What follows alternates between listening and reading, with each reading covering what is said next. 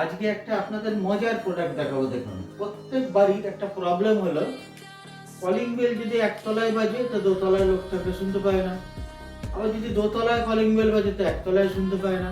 তার সলভ দেখুন, দুটো কলিং বেল, সুইচ একটাই, ঠিক আছে? একটা সুইচ প্রেস করলে দু জায়গায় দুটো কলিং বেল বাজবে। সব থেকে বড় কথা, এগুলো ওয়্যারলেস, কোনো তার লাগে না।